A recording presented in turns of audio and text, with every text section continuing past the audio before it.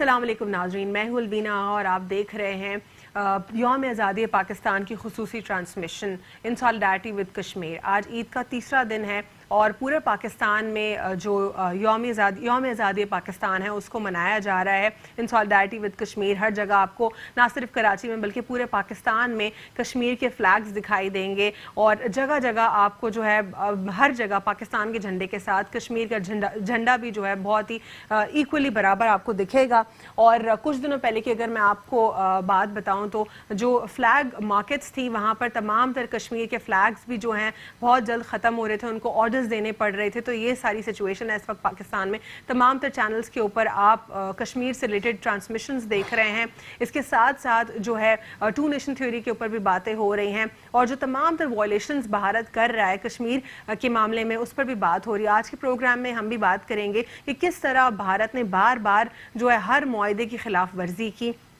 अगर हम थोड़ा सा पीछे चले जाएं, जब पाकिस्तान का क़याम हुआ था वो टू नेशन थ्योरी की बुनियाद पर हुआ था, यानी दो कौमी नज़रिया। इस दो कौमी नज़रिए को मद्देनज़र रखते हुए हिंदुस्तान जो है वो दो हिस्सों में तकसीम हुआ, पाकिस्तान और भारत।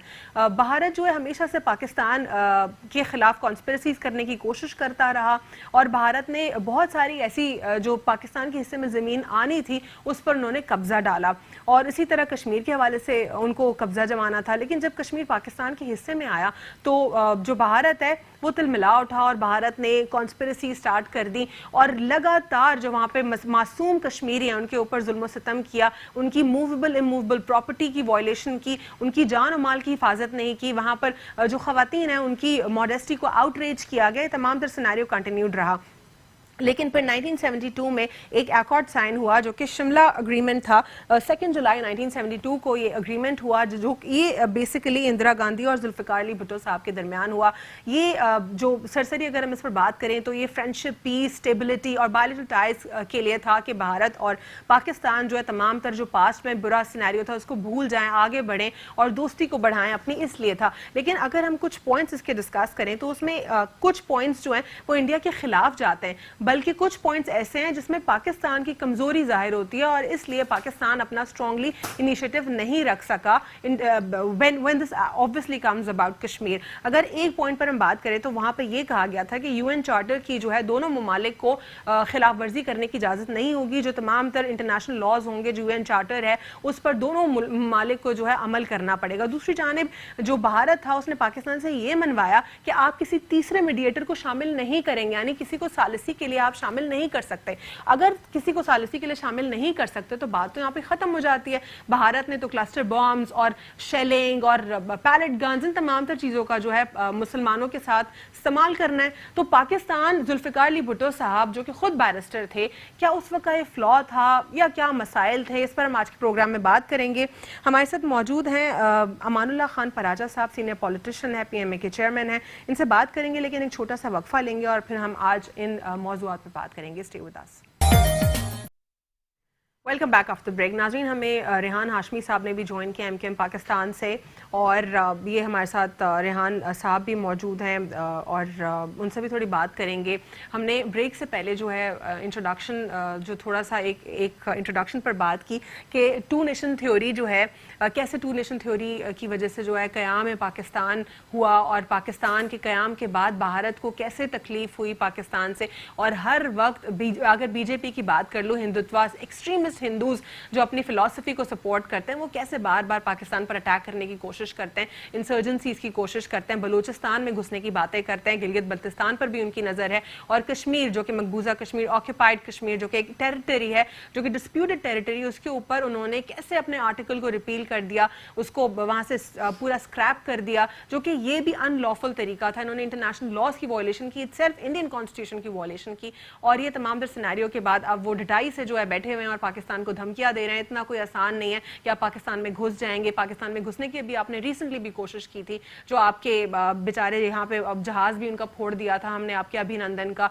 और फिर आपको सरप्राइज की तरह गिफ्ट वापस भी कर दिया। जी सर, थोड़ा सा बात अगर हम बैकग्राउंड पे बात करें, आपके साथ मैंने बहुत सारे शोज किए जिस पर हमने तमाम डेवलपमेंट्स के ऊपर बात की اور جو انڈین میڈیا تھا آپ کو اس کا بھی یاد ہوگا کہ کیسے جھوٹی باتیں انڈین میڈیا کر رہا تھا اور اپنی وکٹری ظاہر کر رہا تھا، لیکن تمام تر سینیریو ہماری نظروں کے سامنے تھا جب انٹرنیشنل میڈیا پاکستان میں آیا اور انہوں نے دیکھا کہ جو انڈین میڈیا کہہ رہا تھا کہ یہاں پر اتنی لاشیں گری ہیں، 200-250 لاشیں، یعنی صف ماتم بچ تھا، اور وہاں پہ 2-3 کوے مرے ہوئے پڑے تھے اور ایک درخت. بسم اللہ الرحمن الرحیم.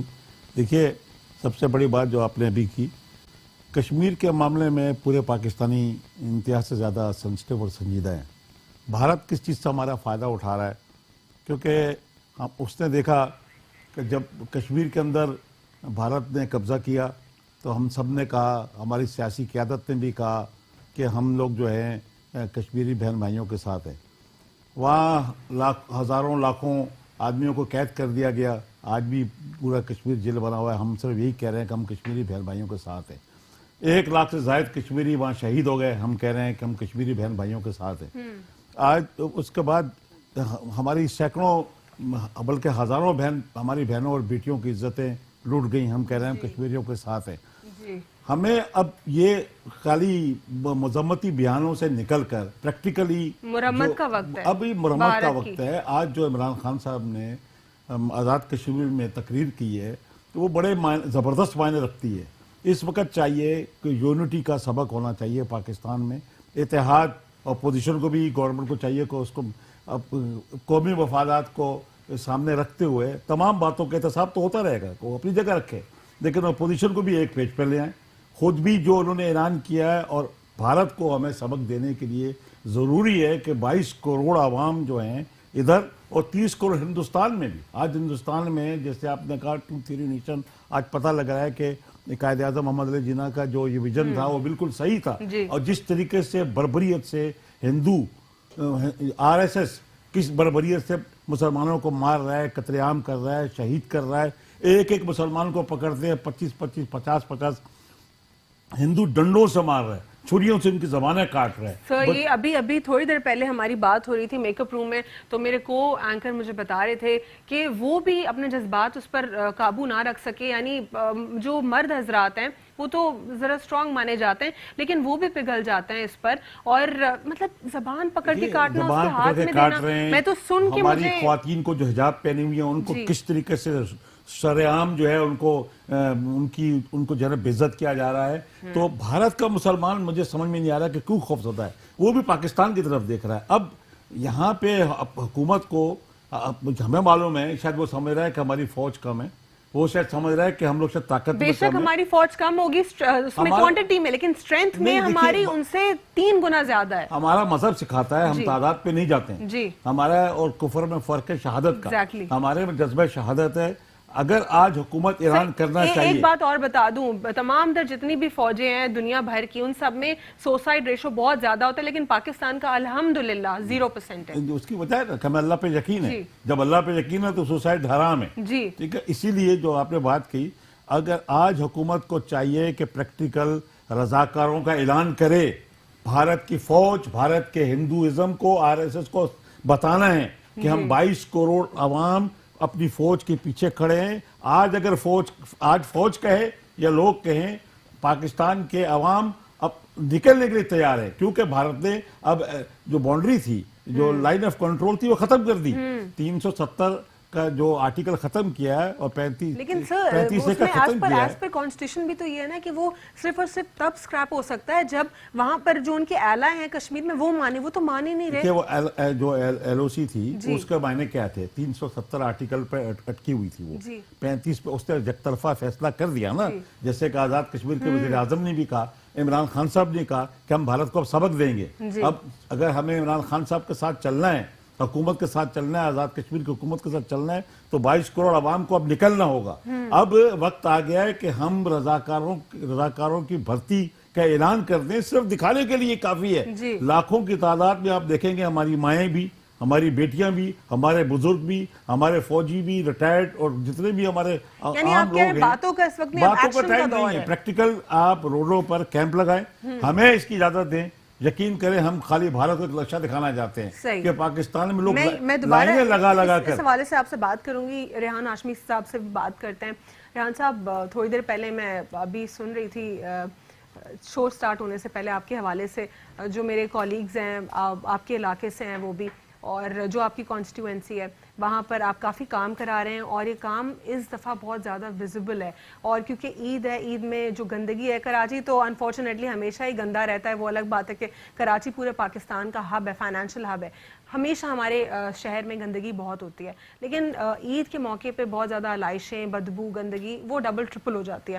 لیکن اس پر آپ کا اور آپ کی ٹیم کا کھڑا ہونا, وہاں پر کانسٹنٹلی صفائی کروانا, ساری چیزوں کو دیکھنا, مینیج کرنا, تو آپ کو بہت زیادہ اپریسیشنز مل رہی ہیں جو میں آپ کو بتا رہی ہوں.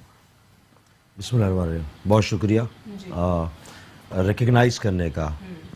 اور لیکن لوگ یہ بھی کہہ رہے ہیں کہ اس دفعہ دکھ رہی ہے نہیں, اتنی ایکٹیو پوری ان کی شاید اس دفعہ یہ ہے کہ سوشل میڈیا اپنا میں خود کوآرڈینیشن میں کر رہا ہوں, اس لیے مطلب ٹائملی انفارمیشن دے رہا ہوں, تو موسٹ پروبلی اس وجہ سے یہ کوئریز وہاں سے جو ہے آنسر ہو رہی ہیں جو جہاں آپ واقعی پریکٹیکلی کام کر رہے ہیں. تو اٹ مینس کہ سوشل میڈیا کا کمال تو نہیں. میں تو فقط یہ کہوں گا کہ ایک تو علائشوں کے حوالے سے, پھر بارش کا چیلنج تھا, تو یہ دونوں چیزیں عمومی طور پہ کلیش لائک سچویشن ہو جاتی ہے. تو کراچی میں خاص طور پہ جو مشرف دور میں جس طرح پولنگ کیا گیا اس طرح نہیں ہے انفارچونیٹلی.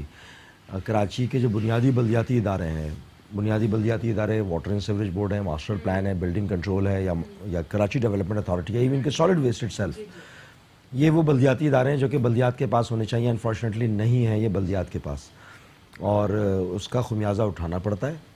کاش کہ بہت زیادہ پولیٹیکل ٹاک ہو جائے گی, یہ ہم کسی اگلے پروگرام میں بات کریں گے. This is related to the public basically. But Rehan, the reason is because it's a huge it's a very deep topic and a lot of questions rise from that. اور پھر یہ بھی questions جو ہیں پھر آپ کی پارٹی کے اوپر بھی بہت سارے questions اٹھتے ہیں, اسی لیے کافی بڑا ڈیپ question ہے. ہم تو بیٹھے اسی لیے نا کہ کوشچنس کو آنسر کریں اور اس کو لوگوں کو سیٹسفائی کریں. اگر کوئی اس طرح کا کوشچن مارک آتا ہے تو ہماری پرفارمنس, ہمارا گراؤنڈ کے اوپر رہنا, لوگوں کو ایڈریس کرنا, آؤٹ ریچ جو ہے ہماری اپنی, اور ہم تک ایکسیس ہونا لوگوں کا, یہی تو کمپٹیٹیو ایج ہے ہمارا بنیادی طور پہ. لیکن بہرحال کیونکہ مناسبت قومی دن کے حوالے سے ہے, جشن آزادی کے حوالے سے ہے, تو یہ 3 سے 4 ملٹیپل ذمہ داریاں جو ہوئی تھیں, اور خوش اسلوبی کے ساتھ الحمدللہ, کیونکہ ابھی میں مختلف جگہوں سے وزٹ کرتے ہوئے ہی آ رہا ہوں. دنیا کے دیگر ممالک میں قربانی جو ہوتی ہے مسلم ممالک میں, وہ عمومی طور پہ سلاٹر ہاؤسز میں ہوتی ہے, لیکن پاکستان کا المیہ یہ ہے کہ پاکستان میں ہم اپنے گھر کے آگے قربانی کے جانور کو سنت ابراہیمی بھرپور طریقے سے ادا کرتے ہیں. انفارچونیٹلی اس کی وجہ سے بڑے مسائل ہوتے ہیں, ہیلتھ ہیزرڈز بھی ہیں اس کے, اور بہت سارے ملٹیپل ایشوز ہیں, لیکن بہرحال ہم کوشش کر رہے ہیں کسی طریقے سے ایڈریس کریں. جی ٹھیک ہے, اس کو ایڈریس کریں آپ, اور جو تمام تر سینیریو ہے امید کرتے ہیں وہ بہتر ہوگا. اور کراچی جو ہے ہم بھی جیسے باقی کچھ پاکستان کے شہر ہیں ویسے ہمیں بھی کلین سٹی ملے گا, کیونکہ in the end it's the financial hub of Pakistan. اور جہاں اتنا کراچی کی طرف سے کنٹریبیوشن ہو رہا ہے تو کراچی کو بھی ریٹرن ملنا چاہیے. میں آپ کے ساتھ ضرور کوئی دوسرا شو بھی کرنا چاہوں گی, اور بہت سارے کویسچنز میرے پاس اس وقت ہیں, لیکن تھوڑا سا کشمیر کے اوپر بھی میں آپ سے تھوڑی دیر میں بات کروں گی. امان اللہ صاحب, جس طرح آپ کہہ رہے تھے کہ یہ ایکشن کا ٹائم ہے, بس ہمیں ایکشن کرنا چاہیے اب, اور ایکشن کون سے ہو سکتا ہے میں آپ سے اس کا جواب جانوں گی, لیکن یہاں پہ سنگر سے بھی گانا سنتے ہیں, کوئی اچھا سا ہمیں گانا سنا دیجیے. اور جی بالکل, کیوں نہیں. جی ریاض اسلم.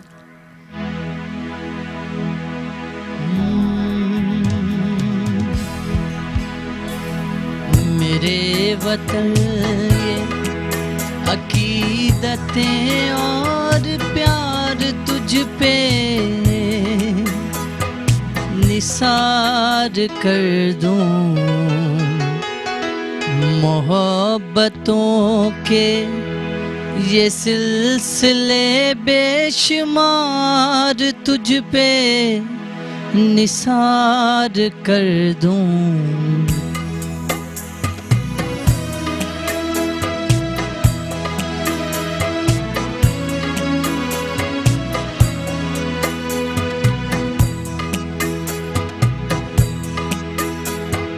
میرے وطن یہ عقیدتیں اور پیار تجھ پہ نثار کر دوں، محبتوں کے یہ سلسلے بے شمار تجھ پہ نثار کر دوں، میرے وطن میرے وطن۔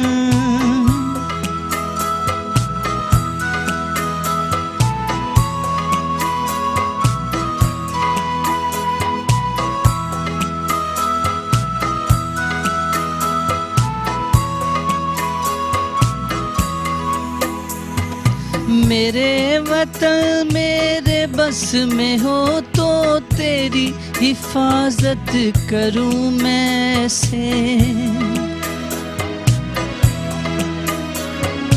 میرے وطن میرے بس میں ہو تو تیری حفاظت کروں میں سے، فضا سے تجھ کو بچا کے رکھ دوں، بہار تجھ پہ نثار کر دوں، خزاں سے تجھ کو بچا کے رکھ دوں، بہار تجھ پہ نثار کر دوں، میرے وطن۔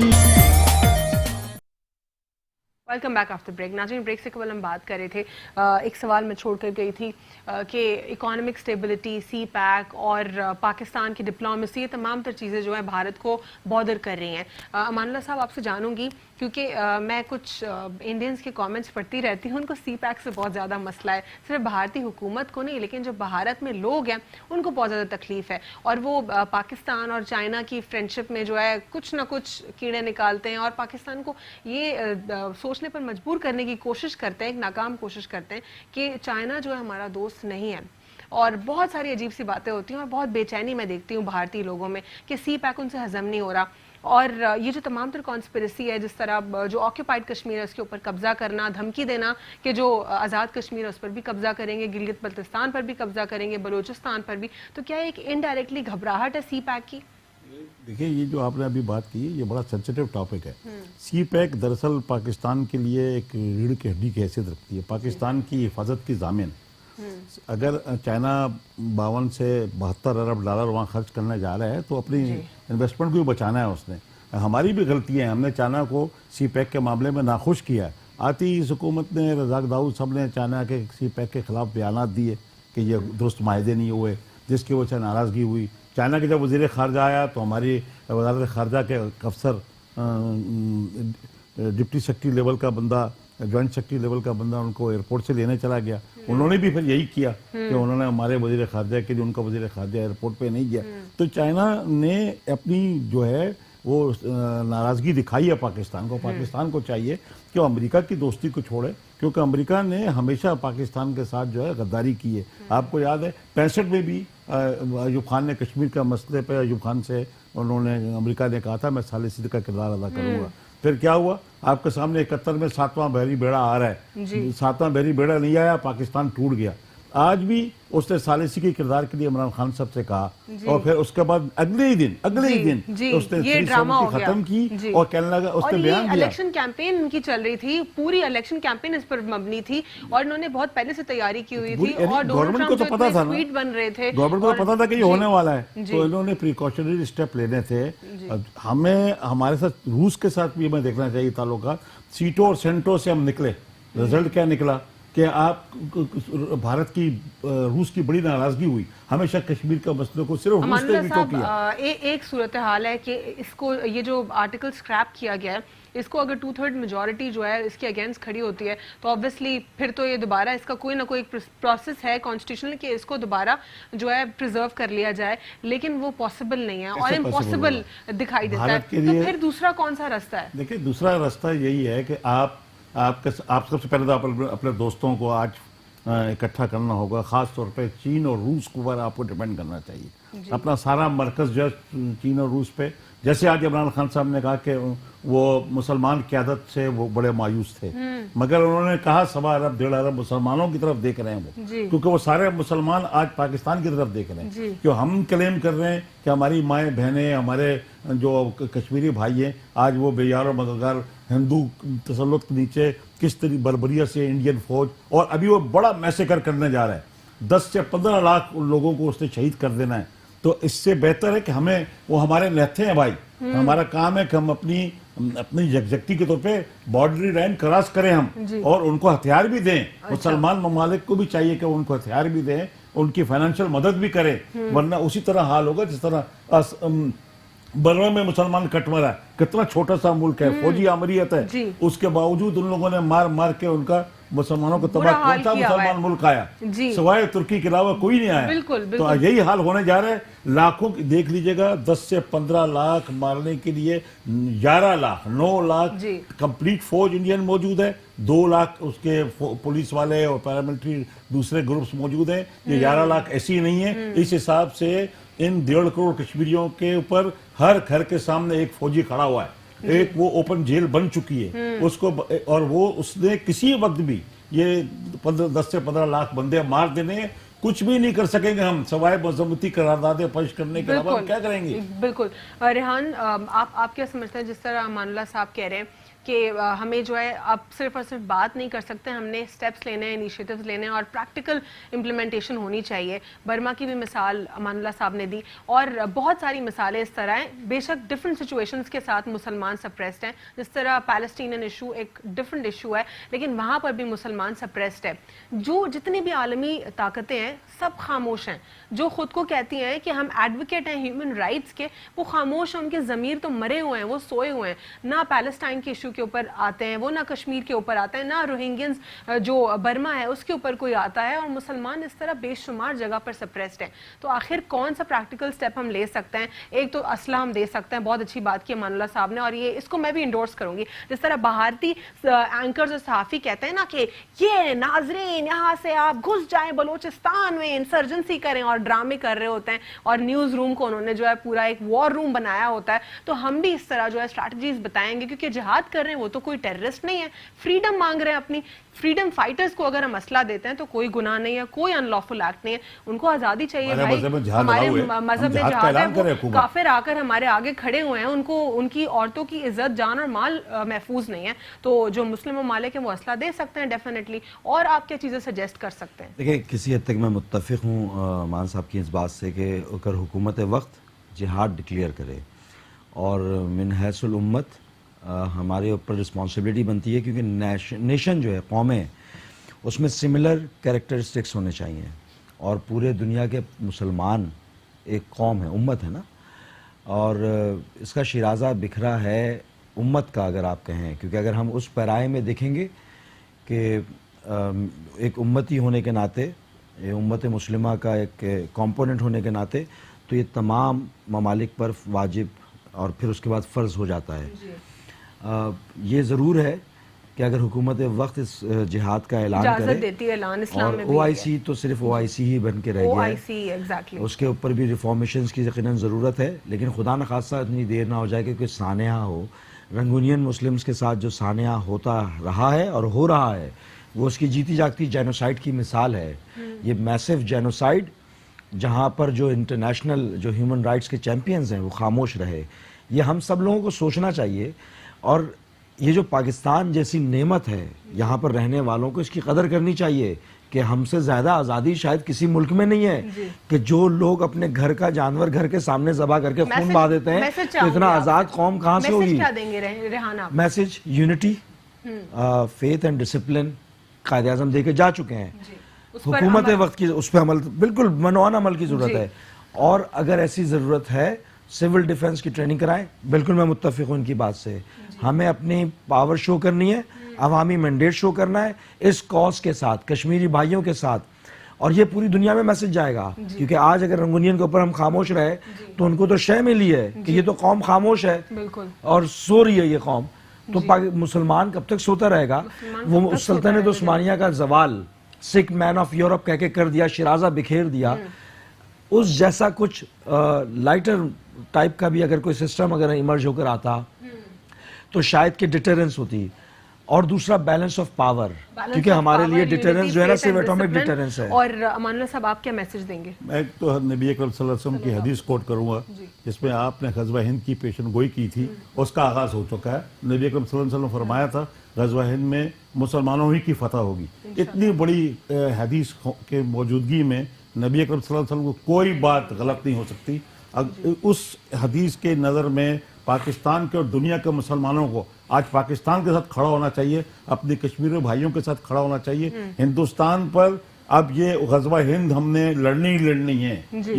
یہ وار آپ کچھ عرصے کے لیے بچا سکتے ہیں, لیکن اس جنگ کا ہونا ہے کہ نبی صلی اللہ علیہ وسلم کی پیشن گوئی تھی, اور ہم نے اس کو رکھ کر ہمیں سامنے ہونا چاہیے. ہندوستان کے مسلمان, پاکستان کے مسلمان, کشمیر کے مسلمان, دنیا کے مسلمانوں کو اس حدیث کے نظر میں نظر آ رہا ہے کہ فتح ان کی ہوگی. ان کے نبی نے کہہ دیا فتح ہماری ہوگی, انشاءاللہ وہ دن دور نہیں, کشمیر بھی ہمارا ہوگا, دہلی پہ پھر مسلمانوں کا پرچم لہرائے گا انشاءاللہ. اسلام کا جھنڈا جو ہے گڑے گا, اور اللہ نے جو ہے مسلمان کے ہی نصیب میں فتح لکھی ہے, اور مسلمان جو ہے فتح حاصل کر پائے گا انشاءاللہ. کشمیر بھی آزاد ہوگا اور کشمیر بنے گا پاکستان انشاءاللہ.